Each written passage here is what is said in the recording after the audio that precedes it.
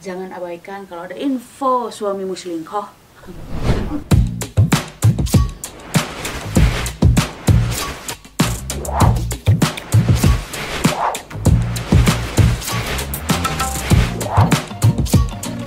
Halo Neti, ketemu lagi bersama Murosa, dan pada kali ini aku menemui kalian semua agak gimana gitu, maksudnya agak akan memberi tahu sesuatu buat kalian para wanita nih biasanya ya, yang bisa dibohongi, yang terlalu percaya akan pasangannya. Oke, dalam rumah tangga percaya itu harus, sayang ya, sama suami ataupun sama istri. Tapi dari segi kepercayaan itu harus ada disisakan tidak percayanya, mungkin 10%, 15%. Apalagi nih, kalau sampai ada kawan kita yang memberitahu, misalkan, kemarin aku lihat suami kamu lagi jalan sama cewek lain, atau aku lihat suami kamu tuh bawa cewek gitu loh, lagi makan di anu gitu kan. Tapi dia nggak ngelihat aku cuma ngelihat dia lagi sama cewek yang lain. Nah, kadang ada perempuan, aku bilang ini bodoh ya, mohon maaf, ini bilang bodoh, kalau sudah ada laporan berarti memang ada yang dilihat gitu kan. Walaupun kadang ada yang suka berprinsip, kalau tidak melihat dengan mata kepala sendiri aku nggak akan percaya, katanya begitu. Padahal ini adalah suatu hal yang amat sangat harus diperhatikan ya, gitu kan. Jangan sampai diabaikan. Karena apa? Orang itu tidak akan begitu saja memberitahu gitu kan ya, apalagi kalau yang memberitahunya adalah teman dekat gitu kan.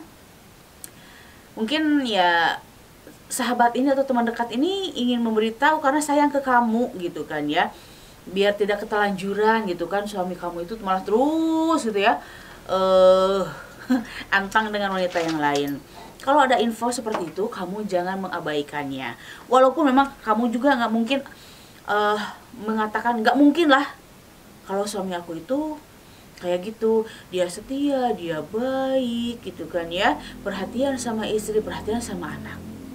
Mungkin itu ada jadi satu hal yang membuat kamu tidak mempercayainya kalau suami kamu itu lagi jalan sama cewek lain. Tapi ketika kamu membandingkan ya dengan perkataan si sahabat kita atau yang mengasih tahu tentang melihat perselingkuhan suami kamu gitu kan ya, nah kamu harus apa ya, harus memperhatikan gelagat dari pasangan kamu juga. Biasanya kalau sudah ada perempuan di luar itu, biasanya nggak pernah betah di rumah, selalu ada alasan nongkrong sama temen-temen gitu kan ya, malas aja kamu jalan-jalan gitu, jarang we time gitu kan ya, untuk quality time bersama keluarga, lebih banyak menghabiskan waktu di luar. Nah itu kamu harus tambah ada kecurigaan gitu ya. Setelah suami kamu memang kurang perhatian, waktunya kurang buat kita, sering nongkrong jalan bareng sama temen-temennya, ditelepon lagi di mana, lagi sama teman aku nongkrong di anu. Seharusnya kamu itu kalau sudah seperti itu ya, suami kamu sering nongkrong di luar, kemudian ada info dari teman gitu kan ya, seharusnya kamu menyimpan suatu kecurigaan, dan gak ada salahnya kalau kamu untuk mencari informasi yang sebenarnya, biar tidak hanya terjadi rumor begitu kan ya. Biar kamu memastikan juga. Ya, memastikan tuh di sini bukan berarti untuk apa-apa ya, mungkin untuk meyakinkan saja betul apa tidak omongan dari teman kamu itu gitu kan. Tapi biasanya kalau udah gelagatnya seperti itu di rumah ya nggak betah, nggak senang jalan sama kamu, lebih banyak menghabiskan waktunya dengan teman-temannya, kemudian ada info bahwa suami kamu itu ketemu dilihat sama dengan perempuan yang lain gitu ya. Ya kamu harus cari tahu. Kalau memang kamu tahu tempat nongkrongannya nih, ya suka nongkrong, suami aku suka nongkrong kok di anu gitu kan ya, tapi kamu belum pernah diajak ataupun belum pernah ngelihat sama sekali, lebih baik kamu selidiki deh, sekali-sekali kamu ikutin. Ketika ditelepon dulu ya, kamu lagi di mana sayang, aku lagi di tempat nongkrong nih sama teman-teman kamu. Oh iya, yang nongkrong kamu yang di mana tuh? Yang di sana misalkan. Nah kamu kan tahu, cobalah kamu datang secara diam-diam dan perhatikan bener apa enggak ada di situ. Kalaupun ada di situ, bener enggak sama teman-temannya atau dengan wanita yang lain. Ya, kadang ya gitu deh, teman-temannya juga bersekongkol ada juga ya, jadi menutupi kesalahannya gitu kan, biar tidak ketahuan sama kamu sebagai istrinya. Dan ini terjadi sama teman aku juga nih sayang. Kenapa aku mau pasal ini? Karena ya kesal juga sebagai perempuan ngeliat perempuan digituin juga gitu loh. Ngerti nggak ya? Jadi aku nggak mau terjadi ini lagi sama perempuan-perempuan yang lain gitu kan.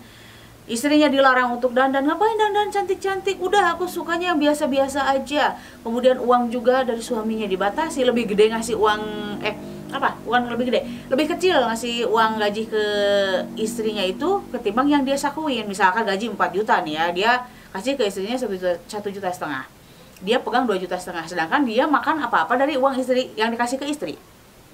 Kan pertanyaan, 2,5 juta kemana tuh? Mending-mending kalau jadi barang atau apapun gitu kan, ini nggak ada gitu kan.